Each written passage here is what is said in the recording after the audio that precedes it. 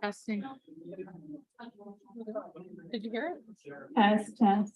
I'm looking for that. Yeah, not right now. Afterwards, so would, but not right now.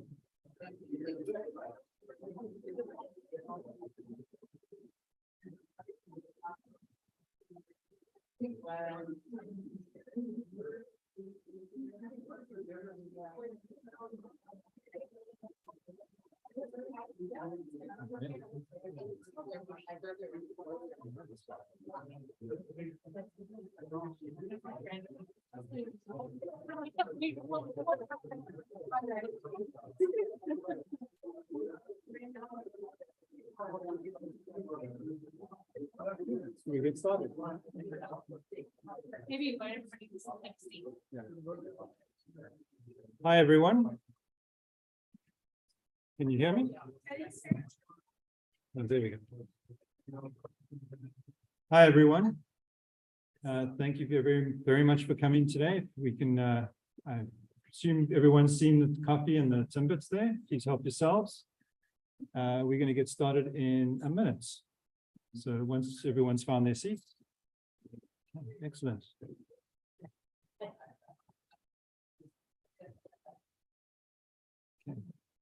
I think we're going to expect a few more people to come in as we go along, but they'll just have to catch up. So once again, welcome. This is a really exciting time for us all here at the Town Hall.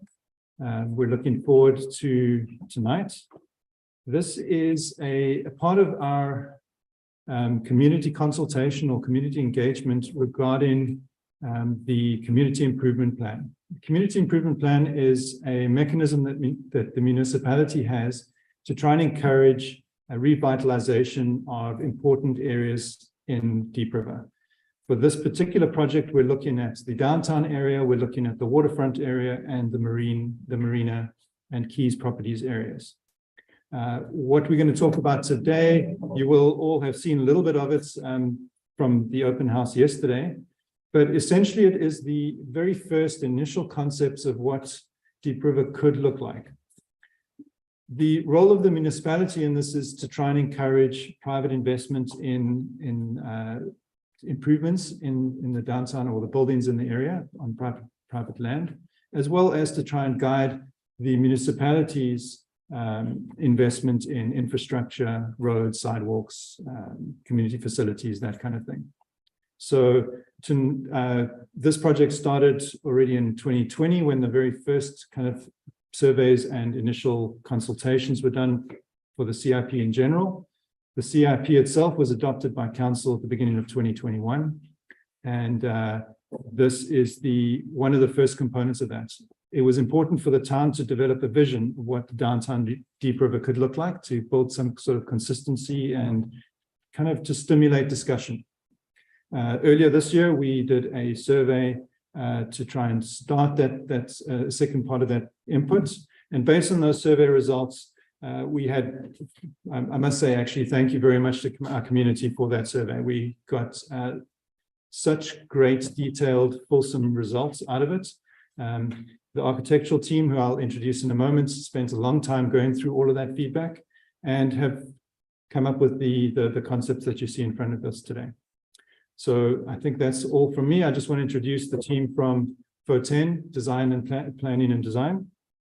We got Sarah Marsh, who is the project manager here. She's going to take us through the presentation today. Tiago, Doug, and Susan at the back there. They're all from FO10. They're going to talk to us today and take us through today's discussion. So one more important guest that I want to introduce, Stephanie Adams. Stephanie is from the George Brown College. She is a lecturer in architecture. She is also has a very close connection to Adams House, or the Adams Cabin, which is the log cabin down near the Yacht Club building. That cabin predates Deep River in its entirety. The panels that you see on that side of the room is some work that Stephanie and her research team is doing, looking at the history of those cabins and their importance to Deep River. So if you wouldn't mind, do you have a couple of words to say? Okay. Teach at the School of Architectural Studies in George Brown College. And for the past year, myself and a couple of other students have been focusing our research on the log cabin. And these panels are showcasing what we've been doing to date. It's just a snapshot. We kind of started with the sort of overall Algonquin history. Because the families here were Algonquin families, so we can take a global look at where the Algonquins traveled throughout the Algonquin River, known as the Mississippi, and then we go to Deep River and the Wiley Hamlet. So I've got this great sort of comparison of the town in 2022, according to Google Earth, and then aerial photographs from 1938. So we've done a comparison of what was happening in 1938. And comparing it with some landmarks in 2022. Then we went on to the genealogy, really to celebrate, I guess, the legacy of the families that lived there. So this is focusing on the members that lived in the cabins along the waterfront, because there were 11 cabins in total, not just one. And then these last three kind of walk through the who and what we found today. We are still a work in progress with our research. We've got looking to do some augmented reality models, physical model still remaining, but it's all coming. So this is really just a quick snapshot of where we are today. Thank you. Thanks. Great to be here. Okay.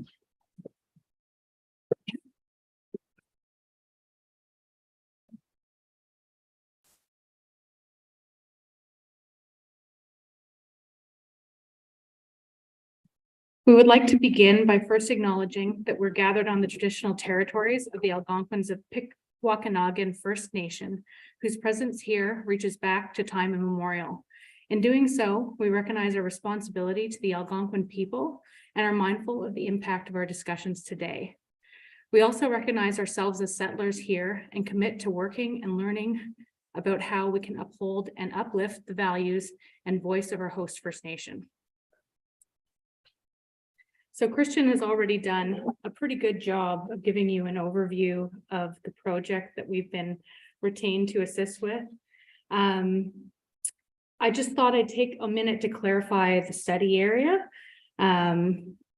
We are focused primarily on the connection from the highway, which I'll just turn on my little laser pointer. We're focused on the connection from the highway in this location down to the downtown. We're also looking at the connection to the waterfront and across the waterfront to the marina, the yacht club, and these properties.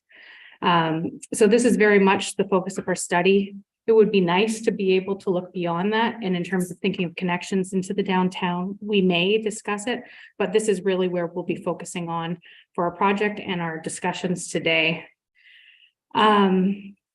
So this is part of a broader consultation program where we had the survey. We had an open house last night. Most of you, I see a lot of familiar faces attended, which is great. And today we're moving into a workshop where we'll be able to discuss the findings from our survey, how they became part of the concepts, the preliminary concepts that you see today, and receive additional input, what you think about the concepts, how they could be improved, what you'd like to see that we might not have thought of. It's very much still a work in progress. So what you're seeing in front of you is a potential arrangement of features that we think might meet some of the needs of the town based on the input we've had so far, but it's by no means set in stone.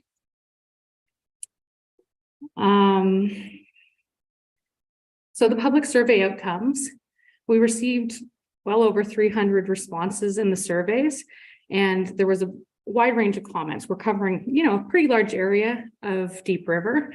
We received suggestions about infrastructure improvements, circulation, safety, accessibility, amenities that people would like to see around the downtown and at the waterfront.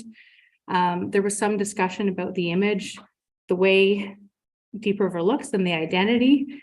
And there was a fair bit of input on maintenance, and in particular, winter maintenance is a concern for the community. So these types of comments, they were distilled down into the categories you see on the screen today. And what we're trying to do is figure out how to address the input that we've received today, promote business and tourism in Deep River, but maintain the character and the things that make Deep River special to the people that live here. So from the survey input, we thought about how the input we received could inform guiding principles, and the guiding principles will be used to direct the concepts so that we stay true to what we heard from the community by referring back to those guiding principles. And they were cohesive image and identity, complete streets, so being able to accommodate people, vehicles and cyclists within the right-of-way, connectivity and community, thinking about the connections of the community into these areas and the connections between those areas, accessibility and safety. We've heard a lot about the key intersections in downtown and the challenges there, and diversity of public amenities. So making sure that we have the spaces available for the kinds of activities the residents would like to undertake in the downtown and waterfront areas. So there's some overarching strategies that we have implemented in these concepts. Generally, we're thinking about circulation and the connectivity between these areas. So we're looking at active transportation, we're considering the vehicle circulation, and we're considering where people park when they come to the downtown and waterfront areas. And then with each of the study areas, so I'll get this pointer going again. We're looking at the town entrance and thinking about how people find Deep River, like how do we draw them in from the highway? What is that experience like? How do we accommodate the various modes of transportation through this corridor? We're thinking about the downtown, taking a look at those challenging intersections, thinking about how do we improve the safety? Again, how do we make those connections through the downtown? What do we want it to look like? What kinds of amenities, what kinds of furnishings do we need to really achieve our vision for the downtown? And then once you're in the downtown, how do you get to the waterfront area?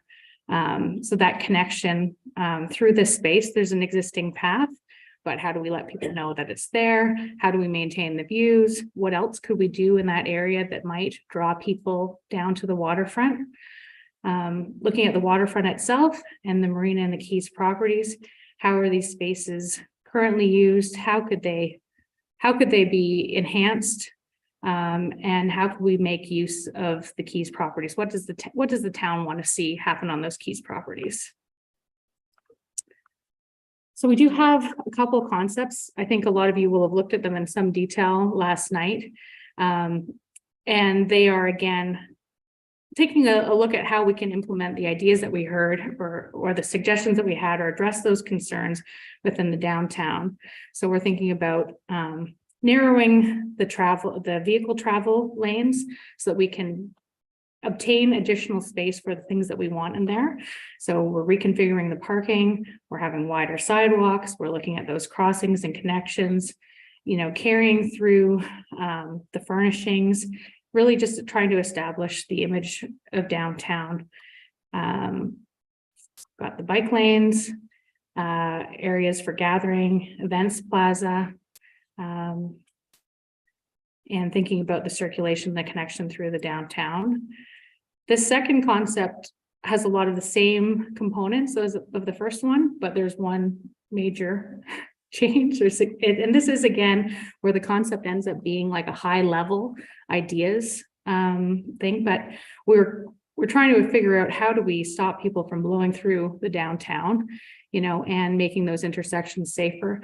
So we were considering a reorganization of this intersection to provide some importance to this gathering area around the post office, set up a bit of a structure for people walking through from the main street into down like by the post office rather, and down to the waterfront, and just, you know, rethinking how the downtown could look.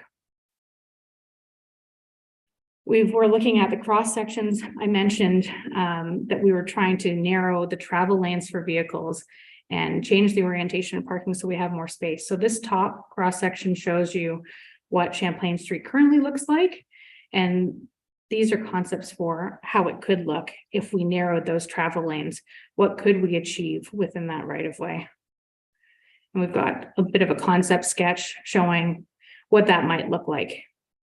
We also, I guess I haven't touched on it, but we're tasked with thinking about the canopies. I think everybody likes the covered walkways, but when it comes to how they function and the limits they pose on that pedestrian area, you know, could we rethink them? Could we change the way they are, still have that cover, but open up the space below, lighten up the look and be able to see better into the businesses and, you know, provide more opportunities for the use of the sidewalk.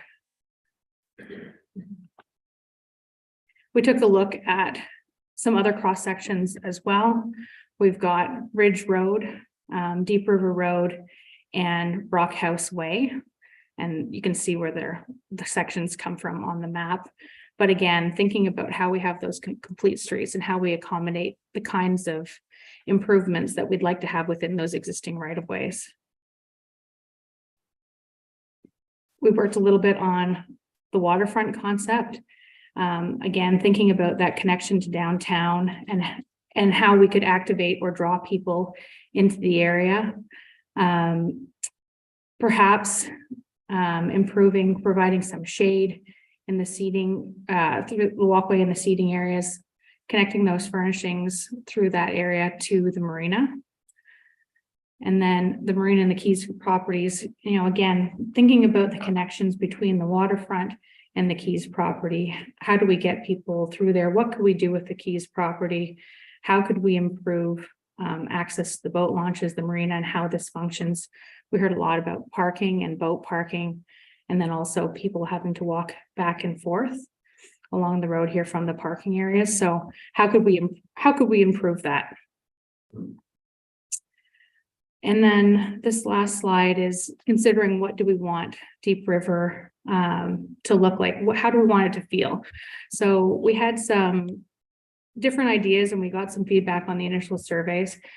We've put together a bit of a palette to kind of communicate what we meant when we said a modern or mid-century modern minimalist character versus more of a rustic or classic character. So the differences between these two might be in a rustic image, you might have, you know, chunkier or heavier wood furnishings. You may have more wood construction for shade shelters and kiosks and signage, whereas perhaps in the more modern palette, you might have more streamlined designs, perhaps a little bit more use of metals, perhaps a little more modern look on the furnishings. So it's just to kind of communicate what options we were thinking might be a good way to go. And we would love to hear feedback on which direction you think sort of best fits Deep River. Okay, so I think that takes us to the more fun part of the evening where I don't talk at you and we get a chance to work together. So we would like to have everybody break into breakout groups, and we have tables organized from your right to left. we'd like to look at the town entrance and the downtown. So these areas, this in pink and the orange, the downtown and the connection to the waterfront at the second table, which is this area and these connections through to the waterfront. The waterfront itself and its connection to the marina and the Adams House and the Yacht Club area. And then the third one being the marina and the Adams House and the Keys property. So focusing more on this location. So before everybody moves, maybe we could get a sense of who might be interested in what and see if our numbers are likely to balance. We'd like to have somebody at each table, obviously. You might want to think if you came with a friend who has the same interests as you, perhaps you separate and join two different tables so that, you know, the discussion can remain lively. So this will be table 1, table 2, table 3, and table 4. So for table 1, the town entrance and downtown, would you mind just letting me know if you're where you want to be or if you think that's an area you might want to move to? Oh, okay. Okay. So that's, yeah, we'll move afterwards. That's right. Yeah. For table 2, the downtown and connection to the waterfront. So again, it's looking at that downtown core. Yeah. Well, that's kind of what we recognize. There's overlap, and we'd like to have people be able to do it all, but we know ourselves from trying to tackle it. It's such a huge area, and there's a lot to think about in each one of these study areas that we thought it would be good to break into groups. At the end of this working session, we'll reconvene and we'll hear what each group came up with, their ideas and their responses to these areas. So you'll still have an opportunity to ask questions and have some discussion as a whole again at the end. So the third group, waterfront, marina and Adams House. Is there? Okay. I think it's going to work out pretty even. And marina, Adams House, and Keys properties. Okay. You want to do it all, Phil? Okay. So maybe I'll get you to make your way to the location you'd like to be, the table that you'd like to be. Table 1. Okay.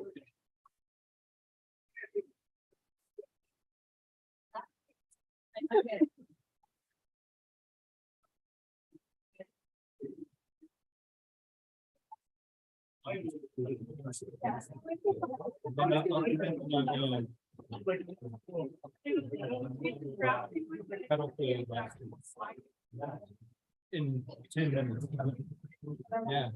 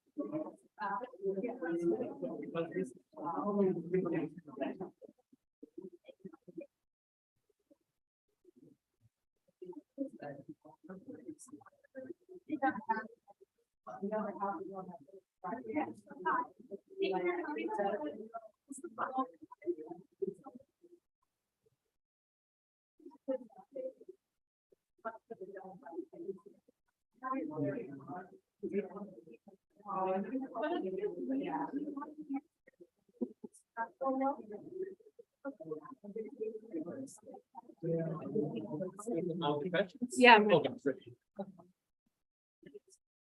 Okay. So as folks are settling into their tables, oh, we have a big amalgamated group here.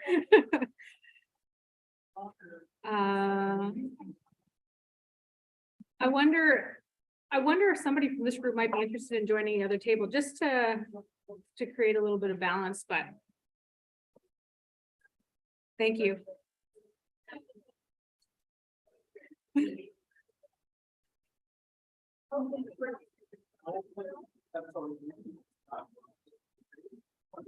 Okay. Okay, so I'm going to just take a moment to just discuss what we'll be doing together.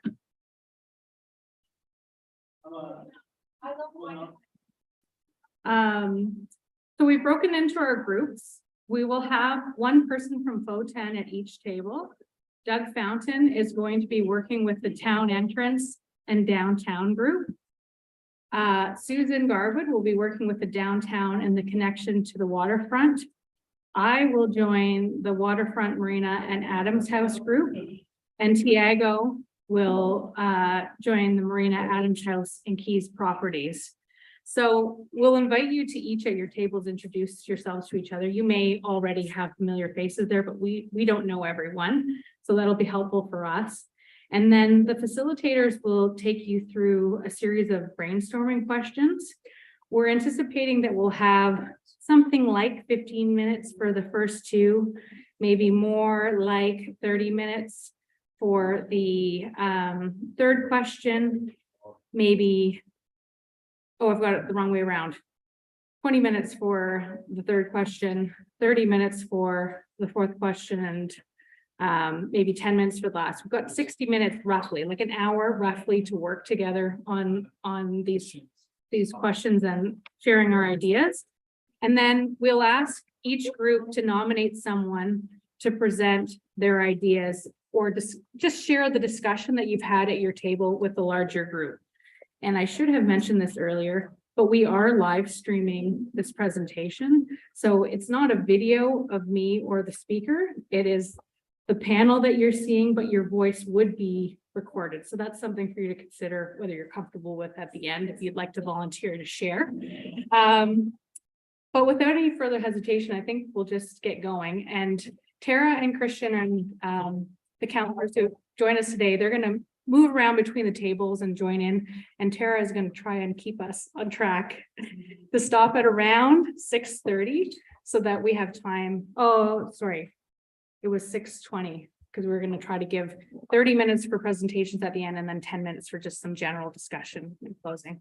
So around 6:20, we'll reconvene as a group. Are there any questions before we get going? Okay. Hopefully you're in good hands and it'll it'll go well. Okay. So thanks everybody. Thank you. This is Okay. So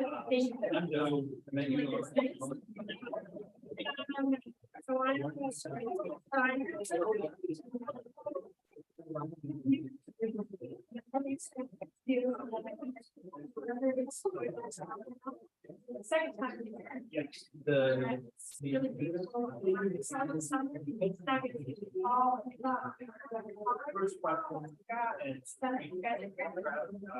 markers. So great. At the beginning, we're going to go through.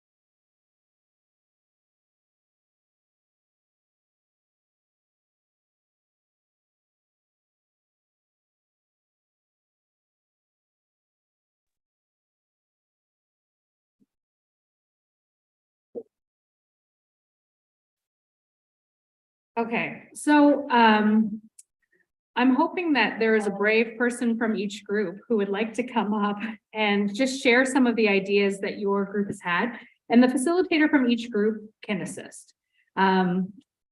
Maybe do you think you could bring that easel up here and everybody could use it? That would probably be helpful.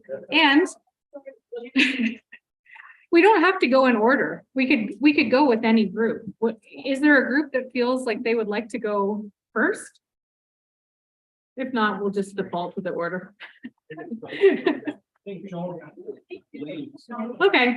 we'll start with the town entrance and the downtown. Okay. Should I? Yeah, they're students. Should we have them here or move this forward? Yeah. Okay.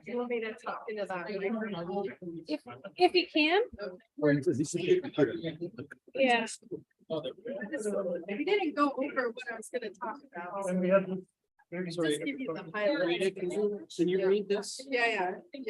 So just Just give you the if you highlights. can just like go through the questions, obviously, we don't have the whole question three, so we don't spoke over. it. But the first one is the strengths, so it's just, these are the strengths, these are the weaknesses. Areas that could be improved. And then we have some notes. Question 5 and 4, one of the priorities, we're kind of blending those together. Okay, so we're gonna give our attention to Marita for the town entrance and downtown.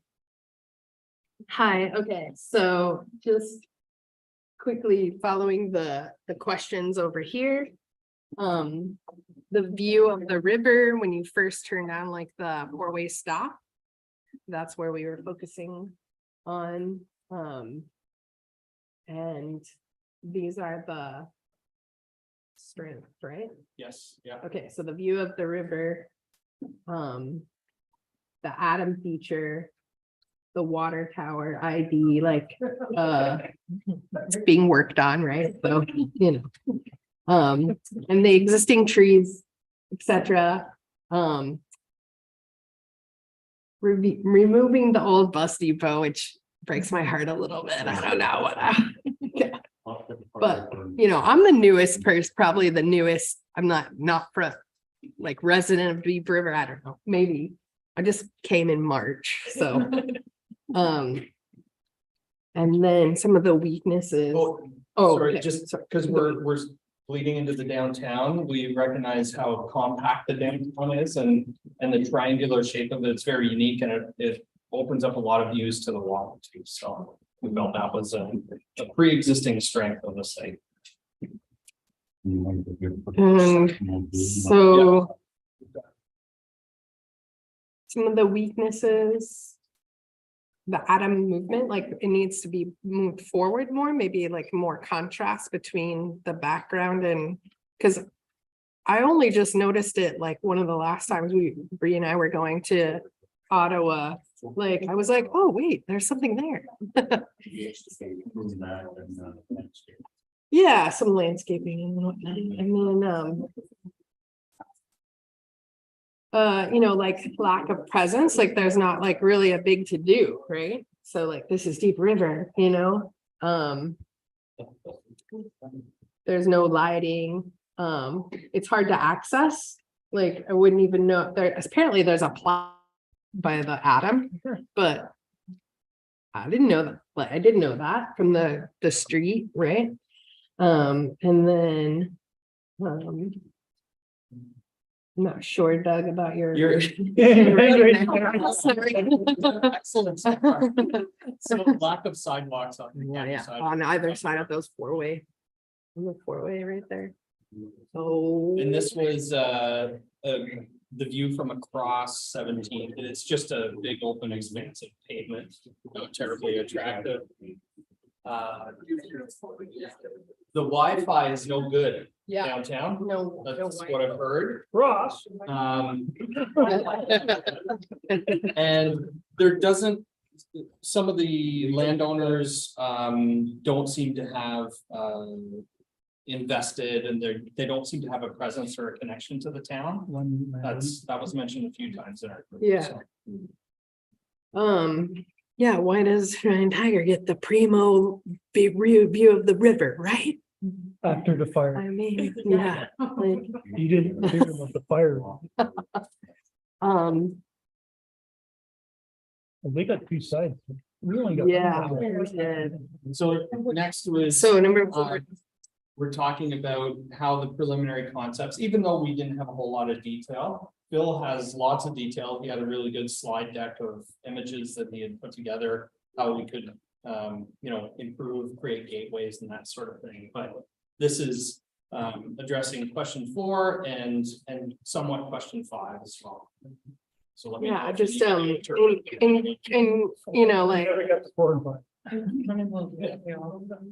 like all kinds of very good ideas, like murals, and highlighting the entrance, like maybe making like a gateway, like archway, like the 4-way stop instead, like, structure, a big structure that's like, I want to turn and go down and then when you get up, when you turn and then you can see the river, the top there, it's so breathtaking, right?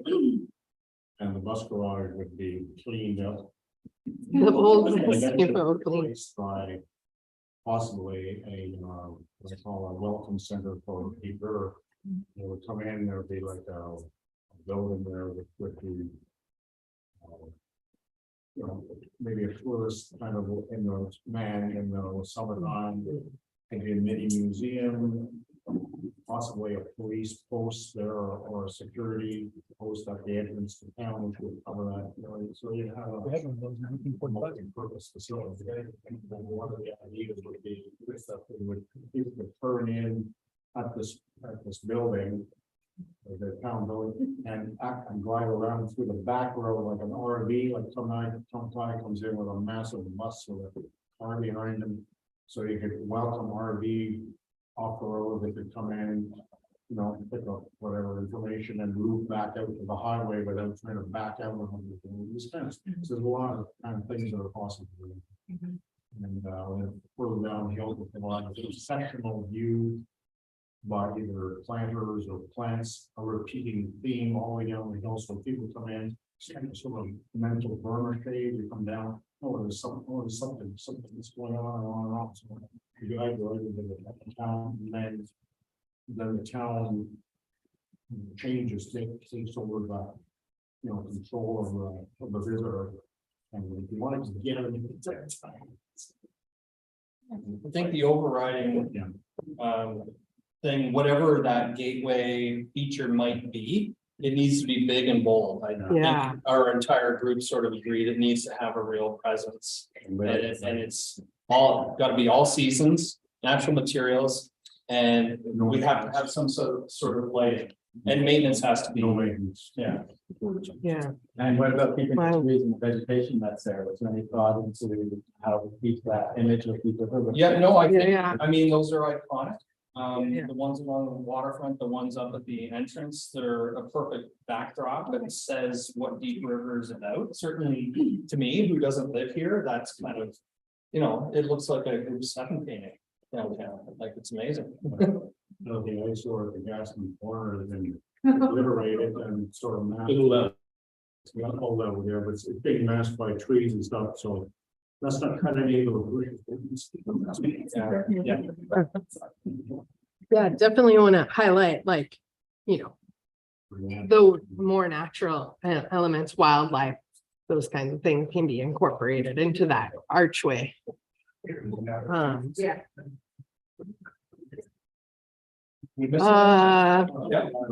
Yeah, I think for this one. Thank you. thanks. Just before we turn it over to the next group, is there a question or response to any of the ideas? Sorry. Is there a question or response to any of the ideas from this group yeah, Heather? I think did you talk about an information center and I didn't catch it? I think so. Yeah. Yeah. Was that on the highway or the bus? Oh, where the bus is? So an information center where the old bus depot was. Yeah. So that's discussed on the width of the roadway coming in, does it narrow down still?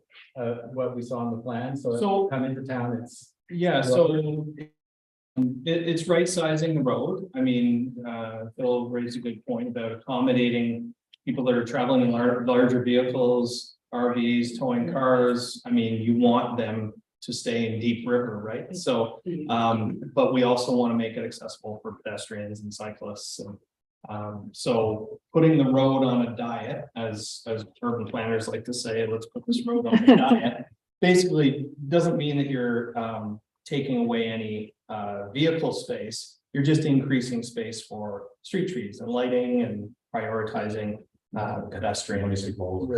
So you can actually carve a pot like the deeper the road is. There's all the sidewalk, it's all left hand side, so on the right hand side is essentially just a concrete berm all the way down in the town.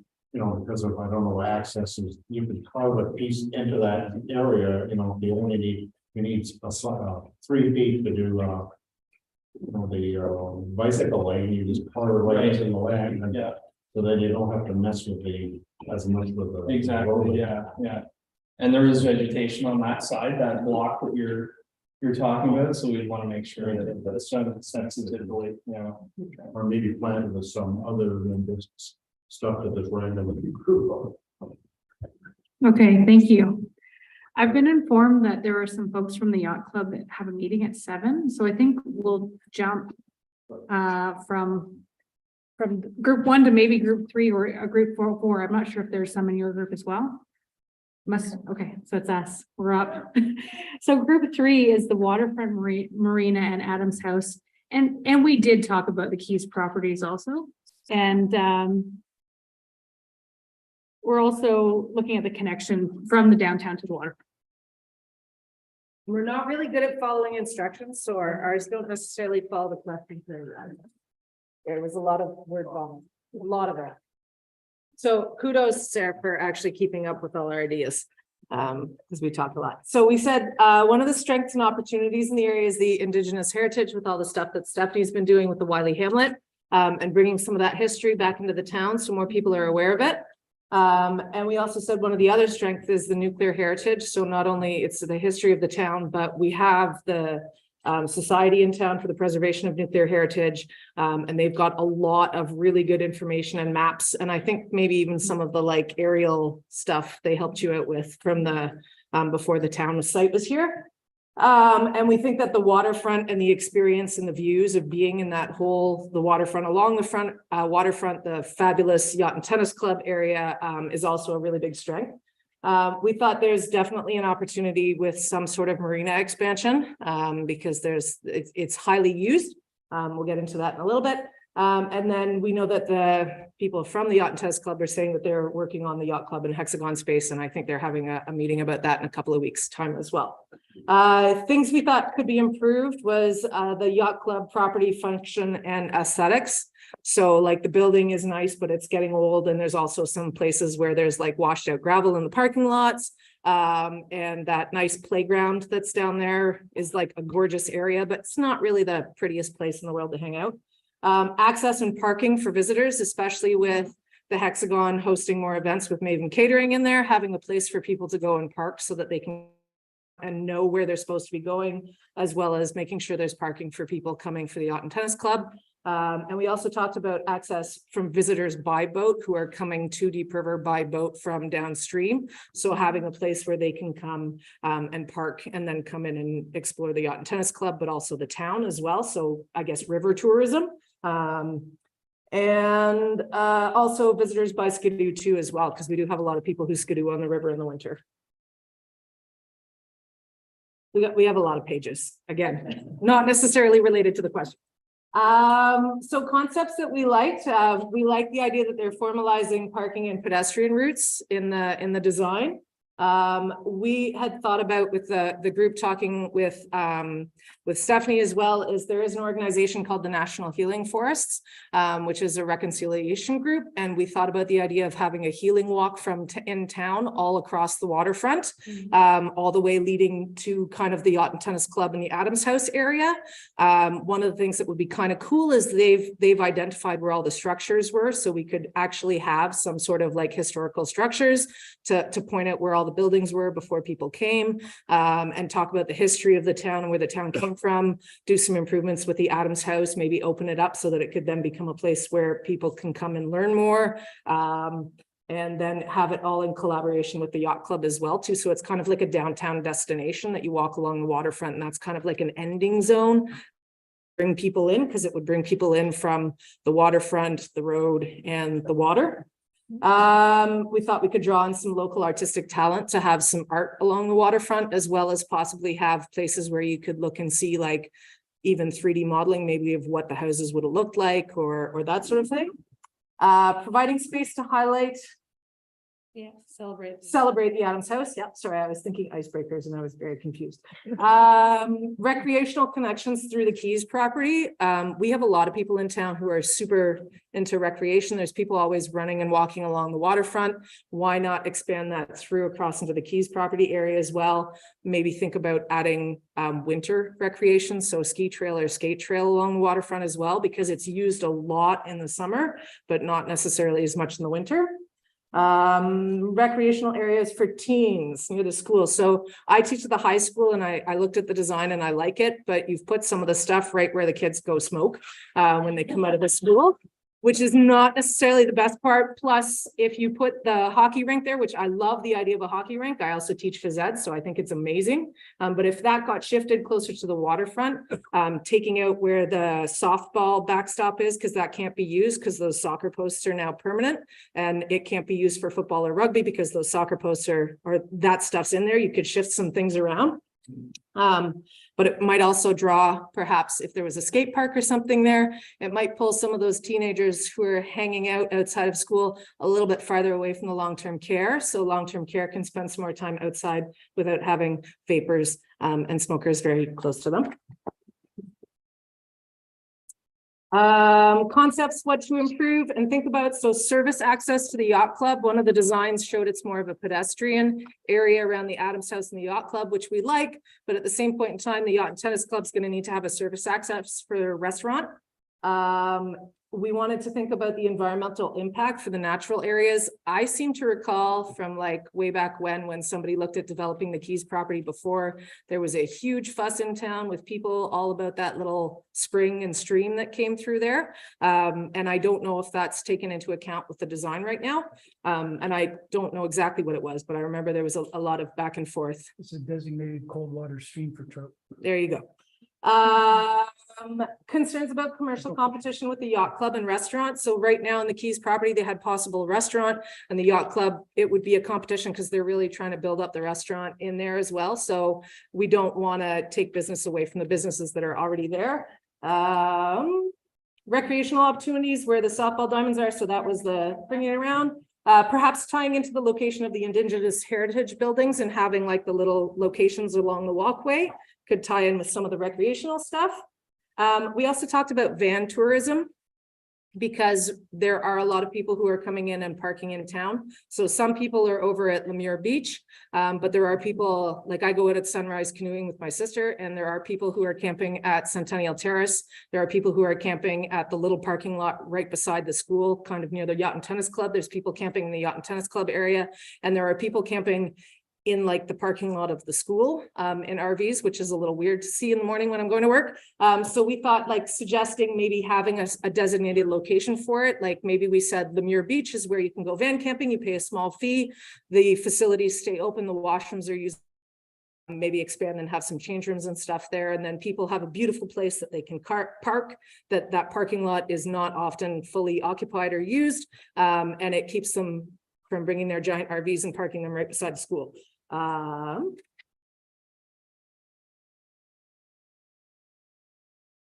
We thought it would be amazing if we could, but we realized that people do kind of have houses there. If we could have some sort of a recreational trail that went all the way from Lemure across the town.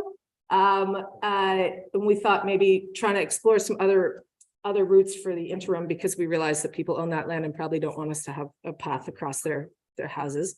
But one of the things we did think about, people were talking about, if you have in the cities, you can like get those little bikes that you rent and you can take them from one location and drop them off at the other. If there was some way of doing that along the waterfront near the boat launch, where the canoes and kayaks can stand up, or not canoes, but the stand-up paddle boards and kayaks that Lemure does renting, if there was a way that we could do self-locking stuff to rent it, and you could actually have one location on this end of town, one location on that end of the town, and so people could actually paddle back and forth and make it more of like an activity. And then maybe, you know, you go to Lemure Beach, you hang out on the beach, you paddleboard over, you go to the Hexagon, grab a snack, paddleboard back, etc.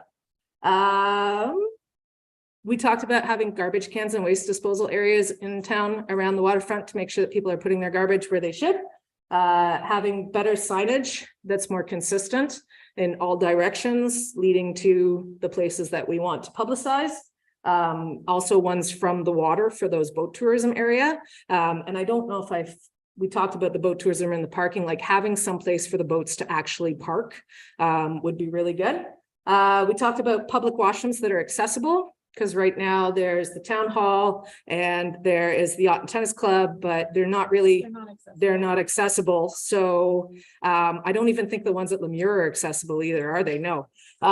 So having more accessible areas would be really good that way. And change rooms. And also I know one thing, like for me, and I've seen other people too, who do a lot of running down there. It'd be awesome if we had a water fountain down by the water for people who are running along. They stop to take the view in, they can have a water fountain. People walk their dogs down there all the time. It would be great if it was one of those water fountains that has like the little dog bowl down the bottom so that you can like water your dogs on hot days. And they're not drinking from the river where the goose poop is, because mine are always trying to do that. And I think that might be it. Yeah, you did a great job.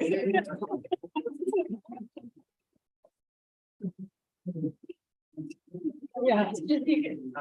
Maybe I'll just ask for if there's a question or two or comment or two about this group's work. Just a comment that we are looking at the possibility of farming with Yacht Club for year-round facility. Yeah. Some discussion about that. Great. To the water fountain idea, I see a lot of refill bottle stations coming up in a lot of cities. Maybe we can have a theme of that through the city. It's a good idea. Like a water fountain tied with like a bottle of state water. It's a Yacht and Tennis Club water fountain, but they seem to have closed it. No, it works. Does it work? No, it's shut off.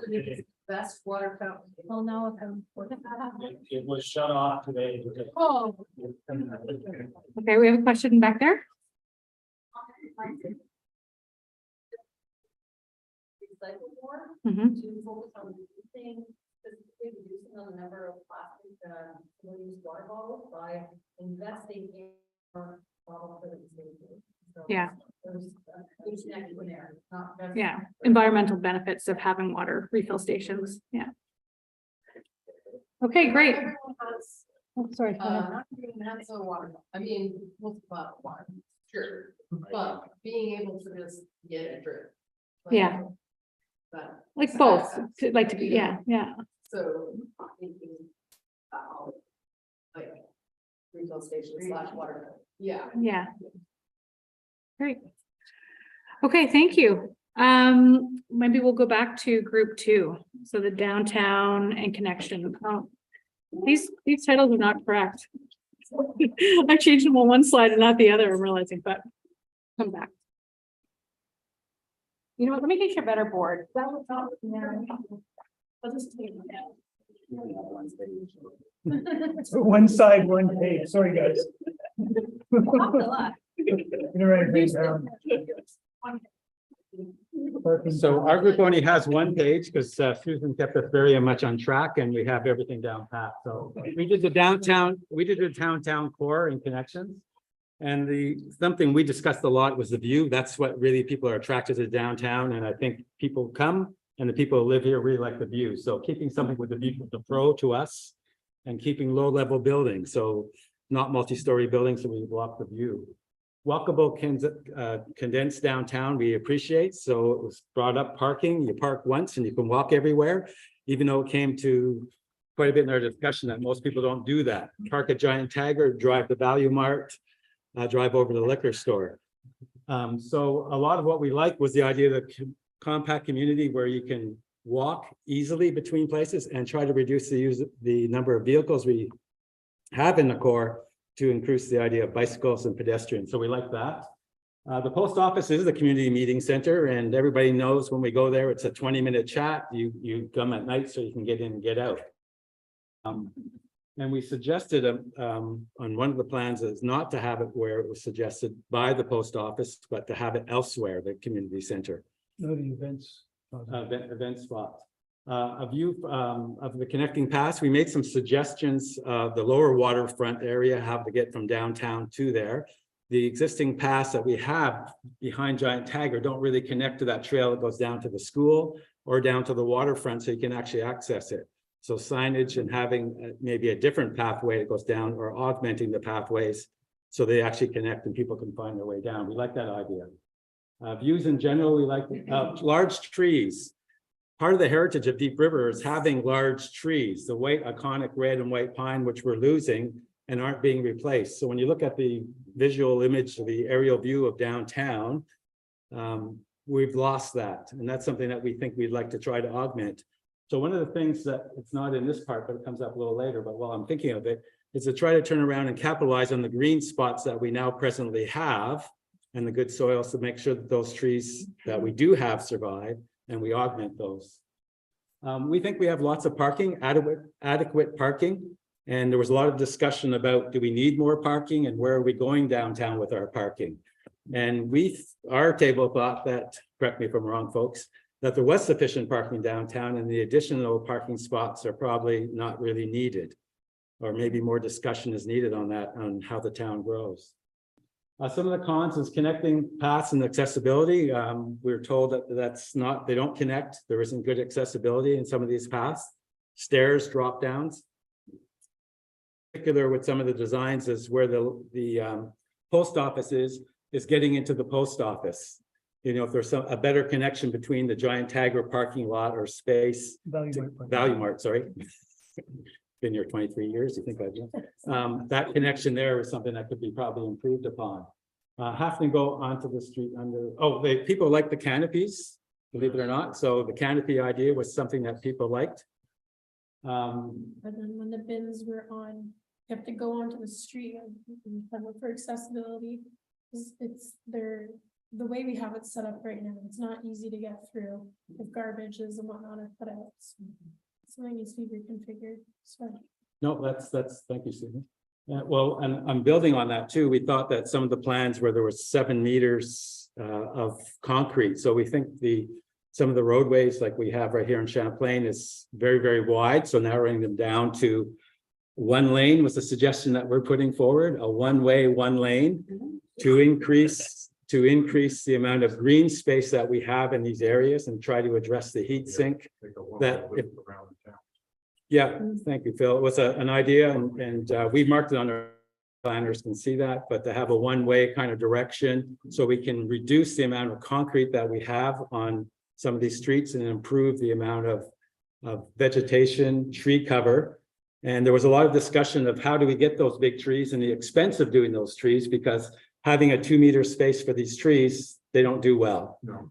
And to have the infrastructure underneath to have that is extremely expensive. So the suggestions that we were coming up with is to have more green space on some of these streets so the trees can get fairly large and maybe augment them. I'm not on that side of the fence, but it was suggested with planters that can be moved around. I only bring that up because it was brought up at our table. We like yeah, I'm opposed to those, but you want 3 opinions? Ask the forester. We like the aesthetics of the town, and I think that's a big thing that we all thrive on. So keeping those in place, and well, aesthetics, the trees, the visual impact, the street view that people talked about. So that kind of aesthetics. Anything else the table would add to that? Well, we had it as like cons for aesthetics, just right. in the sense that like it's not cohesive image downtown, as well as just probably some of like the store frontages and just the facades. Right. Thank you, Susan. She saved me. Susan saving me. Pathways. We think there could be better connection, and we like the connections that were proposed, so that people can park one location and walk between them. So, and we suggested some others that might be helpful. We combined 3 and 4. So basically, we think there's adequate parking, and we said less parking. And the reason we thought there needs to be less parking, because we think we have adequate parking from what the plans are showing us. And I don't know how you determine that without actually having some kind of plan, measurement. If you're turning the parking lot instead of diagonal into parallel parking, you're going to lose. We're losing Yeah. We asked that question. Yeah. So if that's why we have that additional parking lot where the community center is right now, but without that additional parking lot to switch from parallel or switch from angle to parallel, you lose about half. So, I mean, if you do want to reduce parking, that's immediately right away, but if you want to keep the same amount, then that is an issue. We had a long discussion about whether people would actually parallel park anymore. They don't, and they don't, you can do it on your driver's. Right. Nobody. Well, there was the comment that Richard, like if you're gonna make one way, like on Champlain or something, there's really no reason why the angle parking is bad, because part of the big problem now is the people angle park, come out and they do the complete 180 into the wrong lane. Right. Yeah, that's dangerous. But if you had a back out and concrete, like a center median line that you gotta go, you can't back out into the, something, like a narrow lane and just kind of angle park down that side of the street. That's it. Anyway. Yeah, but the parking was a big discussion. What we don't like is stoplights, traffic lights was suggested for some intersections, so we thought no lights. And keep the parking at the post office. There were several plans that moved that parking, and I know there's a discussion even outside this group of that 3 parking spots. Some people don't like it and other people love it. Because you can whip in and get stuff at 1 o'clock in the morning, or you wait your turn and don't park in the area where you're not supposed to. Con was a narrow roads, but same hardscape. Do you want to speak to that, Sue? Yeah, well, just because like what we were talking about is that like there's not enough room for the green space for the trees. That's what you're saying about how you still have the same amount of hardscape, Right. even though it's reconfigured. So if that makes Right, so that's a repeat of what we said about the 7 meters, reducing that and giving the trees more space or green space. And I think that ties in with Susan's, Barrick's comments of not having posts and poles in the way of those walkways that would limit that green space and also limit pedestrians and access. These are all basically the same. Yeah, and I think we said already utilizing current green space is better and not destroying them. Keeping open space events. We said keep the open space events area, but keep it on the other side. We made several suggestions of where that would be, and I don't recall exactly where those are, but you can see that in the plan. Yeah, we talked about keeping it where it is right now between the bank and between Giant Tiger, just adapting it to be more of a usable space than what's currently existing. And I think we've covered them all. The only other one I think that's kind of we thought was missing was charging stations in and around the area. That's up and coming, and I think there's something that's needed along those lines. Is that So for vehicles? Yeah. yes. So And things like that too. I just wanted to know. So I would sum up our number one thing that we discussed is green space and vegetation and permanent vegetation is I think what we discussed. Stuff that lives and that means the additional cost of actually making that work, which is not small plots with little linden trees and 2 meters. Any questions or? Just a comment, Richard, like you realize like the penalty River is trying to get forward on the electric vehicles. They now own a fully electric vehicle as one of their fleet.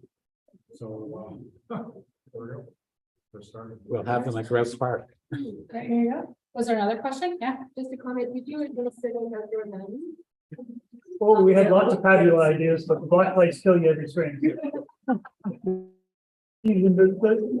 That's, yeah. The red season is very short. We all like to be outside as much as we can. Yeah. Yeah. Good for business. Yeah. Great. Thank you. 3 more hours. Yeah, well, I think everybody's feeling that. There's lots of ideas and not enough time almost here, but I think we've had some good discussion with this group, so we might just move on to the fourth group in the interest of time. So I'll invite you to come up.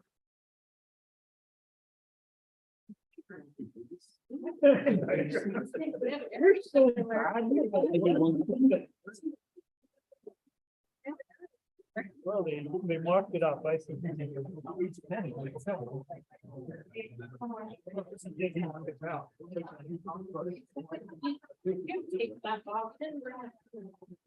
That's okay. I wasn't even part of that discussion. We did.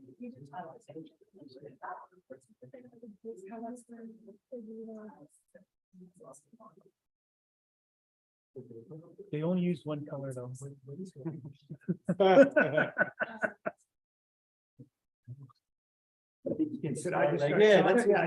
Okay, so there's a whole bunch of stuff here, including the property. So first thing was, this area here. You can't hear? If you can't. Okay, so this There's area people here, online too. in terms of the marina and the boat launch, that is problematic as it stands. Oh, okay. Okay, the area over there. Yeah, okay, the boat launch, which is problematic as it stands, with people trying to get in and launch boats and park and stuff like that. The park space is not that useful because children are running around and playing and having a good time, and people are trying to back up their vehicles. So the idea was to come up with some other solutions for that, and possibly get rid of the park area and move the park area into this property here, and create a larger space for launching boats. In terms of the marina, there was a proposed marina up here to do with this development, which we'll get to in a second. The idea was to extend the existing marina out rather than to have a second one that would compete with the one that's already there. As opposed to the Keys property, we discussed this development and that it would be too expensive. It would be exclusive to the people that live there. The fact that they wanted to put in another restaurant in that is not a great idea either. Part of the rationale was that the city needs more tax revenue. But we pointed out that there's other areas in the city that can be developed for housing, including up on the highway, because when this town was originally developed so that it was more or less not noticeable because of what was going on. And so there's all those other areas to create more revenue in terms of local population. The suggestions for use of that area would be to extend the reality of that it's indigenous land and that there was people living here, and possibly recreate a village, like something like Upper Canada Village, which could now become a tourist attraction, employ people locally, especially young people. You could put maybe in the area some kind of sort of bed and breakfast, naturally built thing that would sit in the forest nicely and echo the indigenous experience here, and that could be a revenue generator as well, and a tourist attraction to bring people to the town. Yeah, what else? Okay, some of the parking lots aren't. This parking lot here isn't convenient for the boat launch because people don't like to walk down. Yeah, okay, there's a pointer. It's because I have such a long arm. It's for you too. I'm not that well adjusted, I think. Okay, so yeah, so we just basically said no townhouses, expensive exclusive. Yeah, the other thing we suggested for more houses, you could put more stuff up on the highway because now people would know the town was here.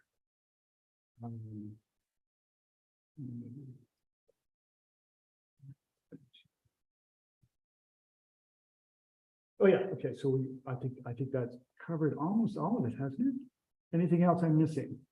Yeah, I think one of the things about the moving the park is something that I also suggested while we were talking is that, oh yeah, thank you. So one of also possibilities that, so what happened, like since people are having some difficulties on making all the movements with their and everything, so instead of having only a parking lot, right? So it's kind of a meeting and trying to get a balance between a discrete area, which is also kind of nice because you have a little bit of a peninsula, right, going into the river, and then you can have like the water on both sides, which could be nice contemplation area. But at the same time, this is a launch area. This is where it's more convenient for people to park and launch their boats. So like, try to find out a balance, even if you have to reduce a little bit this area, so we can increase a little bit more of the area that we are having increased here in the show, so people can do the movements more with more space, with more comfort. And also maybe one of the things that not only maybe moving more of the park from here to here, but also maybe moving the playground to another place, still close where people are parking, so the children can play, but like a little bit far away of where cars are backing up and parking. And one of the things was that, and I think, yeah, the marina, I think you talked about that, maybe this is one of the best idea. You want to about like the discussions at the table as if this is an important area in the cabin and all the heritage and the history, if some of this character and some of the preserved woods and the wooded area you have here, if that doesn't help to keep the character of what was the village was, and if you maybe develop something here, you kind of lose that balance of having that natural transform into houses or apartment or something like that. Yes, so that maybe one of the main points is kind of preserving the piece of property as a public open space where people can enjoy with different amenities for different ages and yes. And everything. I did point out that we were asked at the table and told that this land here on the other side is private and owned by developers. So if we want to develop that, that's up to them. This should remain public.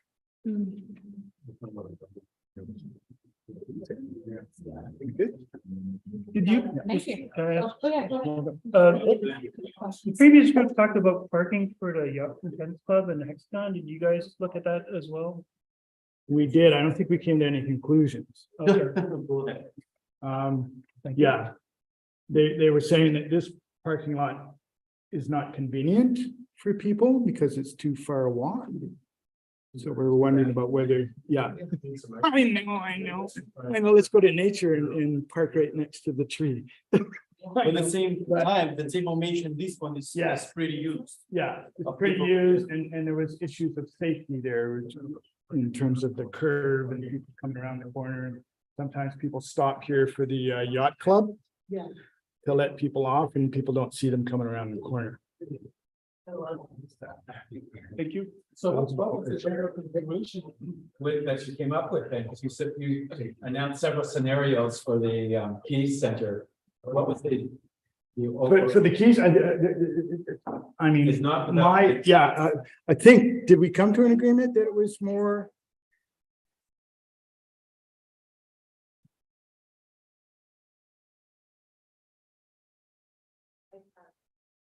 Yeah.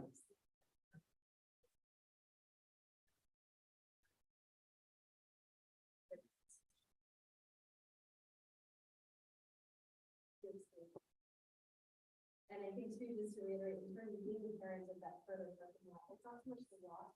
It's the actual parking, you're dropping your boat off, walking, keeping everybody moving while you arrive back. And not even get somewhere. It's just not. I think most people use that way. Making that peninsula a concrete parking lot is going to take away a lot of the visual image that this town has, and that's you can find that in any small community where they've done that. Yes. And it's not. I don't think that's aesthetically intuitive or attractive. If you have kids in that park, it's a nightmare. It's a nightmare trying to have left them either and then putting your home in the park. Because there's so much traffic at the end of the day. That even if that park was pushed back to that further parking lot, not right in the middle of the village. It could be a passive park, not an active park.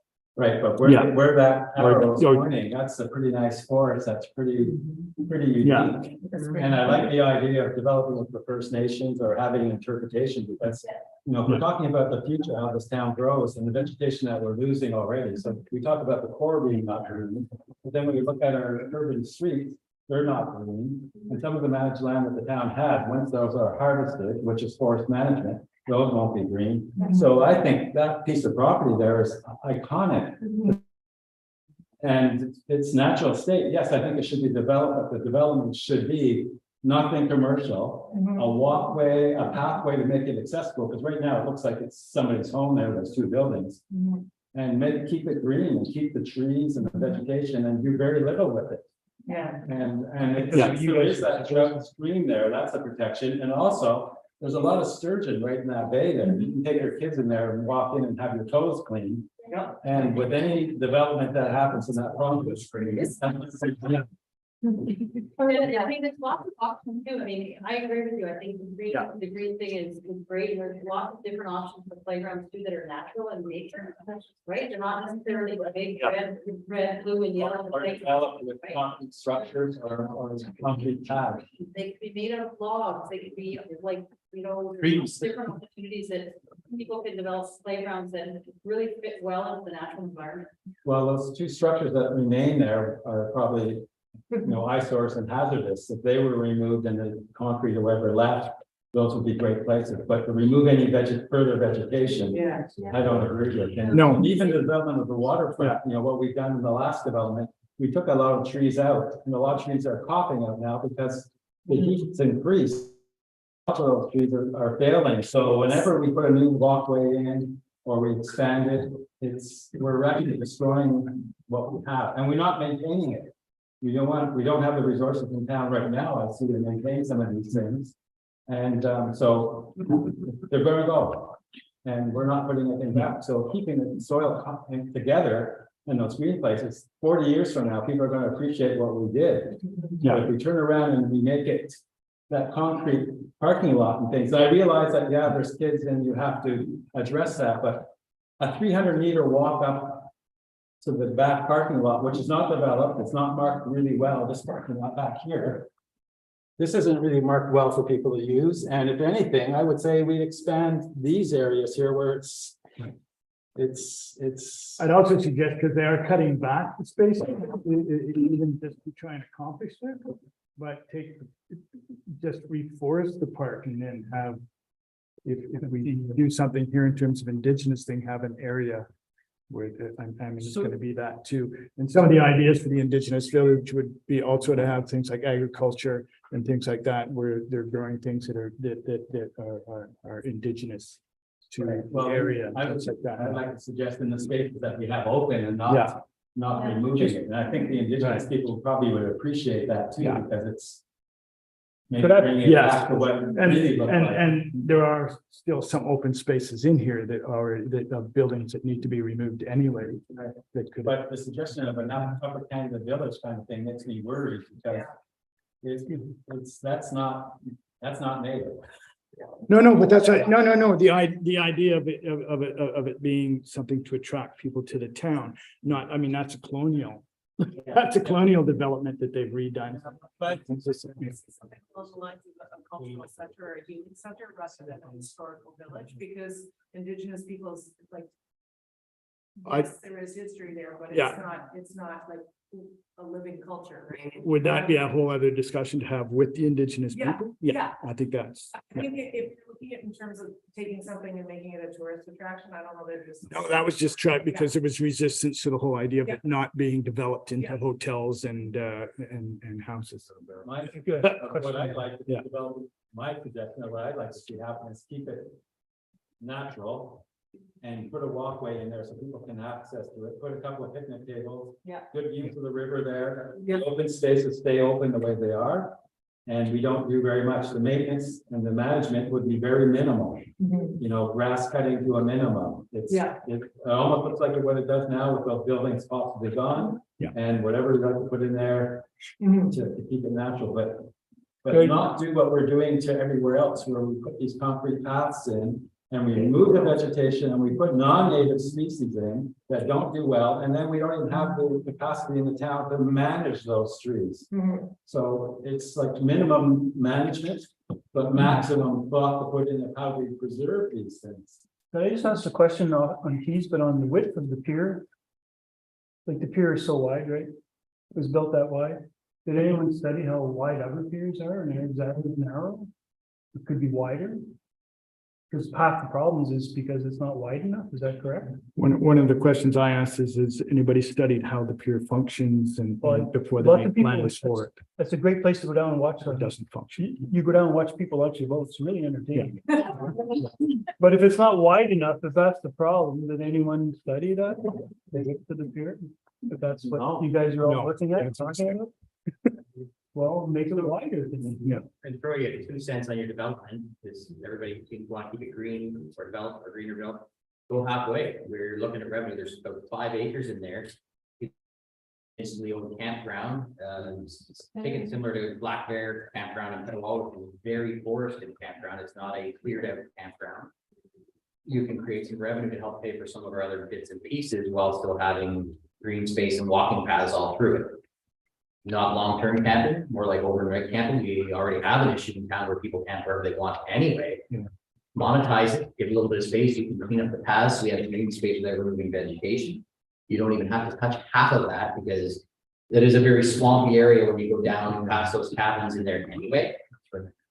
The upper portion closer to the road where there's, in that drawing, there's very few spaces in the upper portion, which is actually probably better suited to build on in the lower portion on the road allowance, if you're out for a walk in the woods.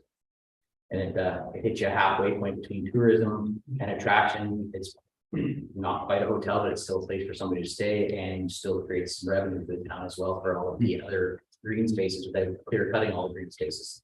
Yeah, I'm not sure how much camping revenue camping actually makes. About $100 a night. And provincial parks and things, are struggling with their maintenance and doing that. And we do have campgrounds down the road, so, people who wants to get in the business of being a campground. We arguably are working account the RVs that are here and we get complaints and the town gets complaints about parking at Lanier Beach. Right, that's because the town, Because there's no place that. that's because the town, Sorry, the place where beach for campgrounds. but that's because the town allows that to happen. I mean, other municipalities don't allow camping in the town. So on a large congregation of family coming into town at any given time, there's not enough hotels in town to house people when they're visiting for long weekends, for family gatherings. You want to come pop up your pop-up tent, but not stay on your in-laws front lawn. We're trying to have a. And we're Trans-Canada Highway, this is a swamp. All those Let's, places are on the free. there's been a, Again, that could be a possibility for more development up on the highway, so people know we're here and then have a shuttle service into town. yeah, there's been a lot of good discussion, and I think we could stay here all night and chat and be excited and happy to do that, but let's just take 1 or 2 comments from people we haven't heard from, and then I think we'll have to wrap it up for the evening.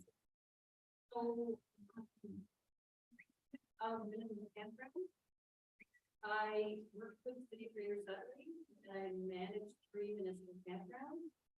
And if you have 2 hours, like also why you don't want to do that. Okay, and we had one over here. Yeah, quick question is, what happened, all of this discussion has been really interesting. Started a lot of thoughts in various minds, I'm sure. But what happens from now? Where do we go from here? Great question.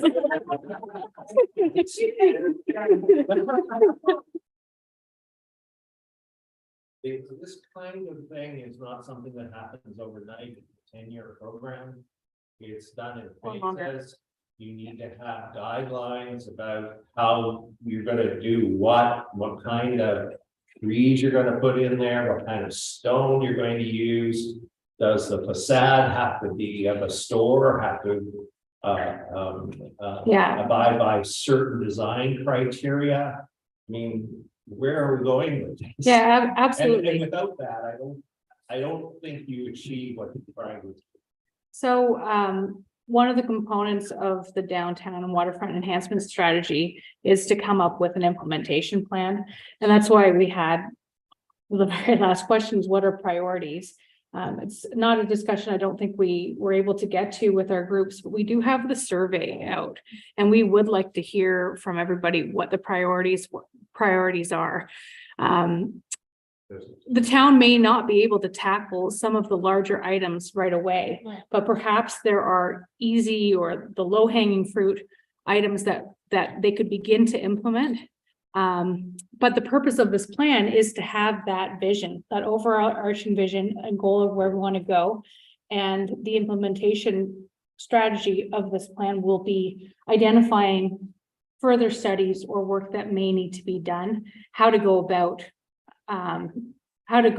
being able to achieve or implement these concept ideas. So is that the next step to try and put this stuff together? So, well, from here, we have these preliminary concepts we worked on. I think probably each of us are realizing in our groups and through this larger discussion that there are some changes we would like to make to the concepts to better reflect, what we've heard here. Yeah, it's been really good. It's been very, very valuable. And thank you everybody for the time that you've spent with us tonight, because, it's hugely important. And I think it's going to mean we end up with an even better concept. So we'll be taking the information we've got from here. We'll be showing it graphically on those concepts. We are also presenting to council this week, and we'll receive some input from them. It's kind of nice that we've done this first in a way, because we can report some of the changes and ideas that we've heard here tonight when we speak with them, and we'll be compiling it all ultimately into a document that will be like a roadmap for what we want to do and how we could go about achieving it. Yes. In terms of priorities and low-hanging fruit, one of the things that would be the easiest first step to do would be the pathways and the traffic ways, including accessibility. Yeah. Because none of the shops in town are really truly accessible. Yeah. As a wheelchair user, for those who can't see me. Yeah. Those ramps that were Are built dangerous. by the school. Mhm. And what happened was they didn't actually give them measurements for each store. They gave them one measurement. Yeah. So the Yeah. shop class worked really hard and built all those ramps, and then they brought them up, put them there, and I think they fit one Yeah. store. Yeah. So- they're From what we've heard so far, I think everybody recognizes it's a stopgap solution that's probably not perfect and obviously not tailored for each location. So And as yeah. Canada has said that they want to be fully accessible by 2025, which is around the corner. Yeah. So that sounds like a priority, and we didn't just hear it from your group, right? We heard it in our group as well, accessibility concerns. So I think that ends up maybe being a priority is addressing the accessibility concerns within the downtown and waterfront. Yeah.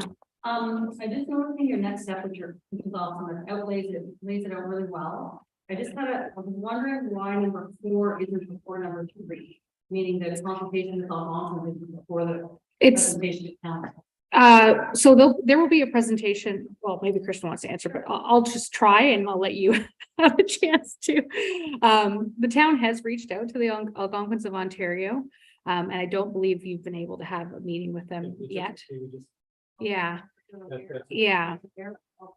So the presentation to council is just an opportunity for council didn't want to descend on this workshop, and they just like us, I think they want to hear from the community what people want, right? So it's sort of a status update, and we will have a final presentation too.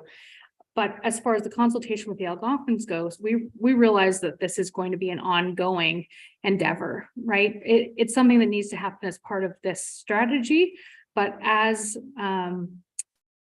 we go about implementing pieces of it, I think there will need to be consultation for the design of each of those aspects as well, right? If we're talking about the connections along the waterfront, I think we want to discuss with them and invite them to provide input into it as well. So I think the placement maybe isn't right. It's recognition that it needs to be continually happening, I think. Yeah. Are you a point sort of single point of contact with the Algonquin community? In other words, can you? No, I'm not, but I can. You'd be part of the process because you've had a lot of study and you're gonna. Yeah, but we know. Would don't have to reinvent the wheel. No, no. I mean, although my role really isn't to do that necessarily, but I mean, they have my information as well, and I'm sure will be addressing that as well. Yeah. Do you want to say a few words, Christian? You want to come up and help wrap us up, or? Can I just ask Yeah. one quick Yeah, question? sure. So I've seen that we've done all this stuff in the town, but I know that one of the concerns that I've had and a few other people I've talked to have had that's not on here, and it's actually not on land. It's that area that's out in front of Centennial Terrace area. Mhm. There's like 50,000 boat moorings out there now that have gradually gotten bigger and bigger and bigger, and there's houseboats out there that are just basically cottages. And there's a few of them having been out there paddling, I'm not entirely sure, are pumping out their sewage tanks rather than letting them go, and parents going towards the mirror, et cetera, et cetera. And like, my concern is that public boat launch, there's boats that are just sitting there, even motorboats that are just sitting there right by the public boat launch. There was a dock there for a while that we have no idea where it came from. Mhm. And then there's just literally 50,000 moorings out there, half of them aren't even used anymore. And just wondering if that's something the town is also considering, or has any kind of, like, I Don't have any law, jurisdiction. like, yeah, the jurisdiction. There's no jurisdiction for the municipality or what's. That's, in So my, there's like nothing at all can be, okay. you gotta talk to the department and something. Fisheries. I'll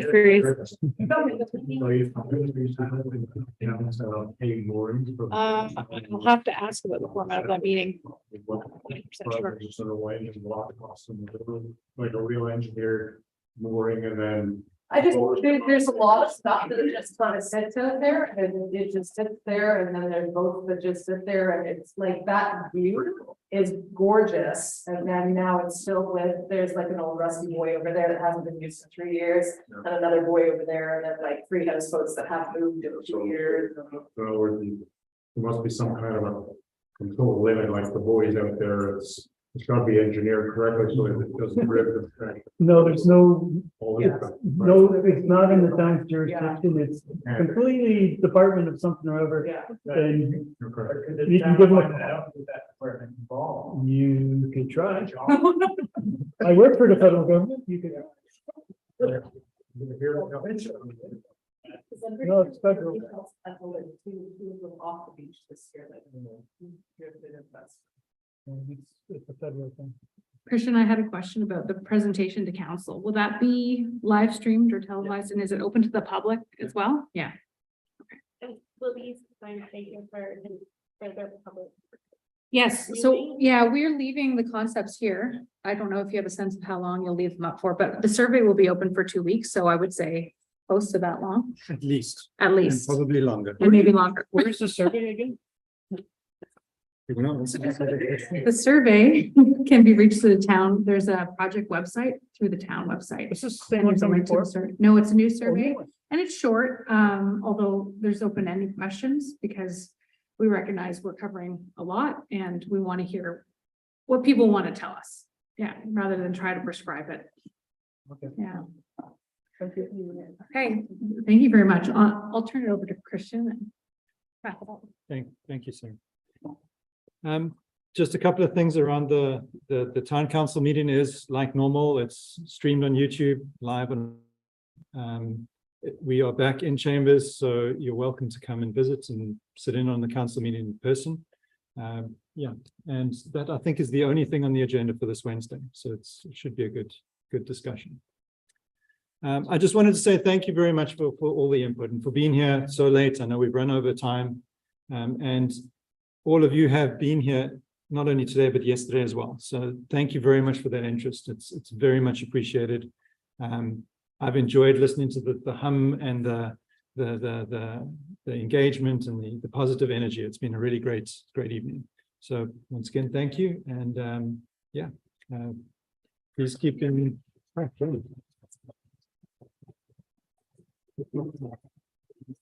And thank you to Sarah's team as well. It's been a good time. Thank you. Thank you so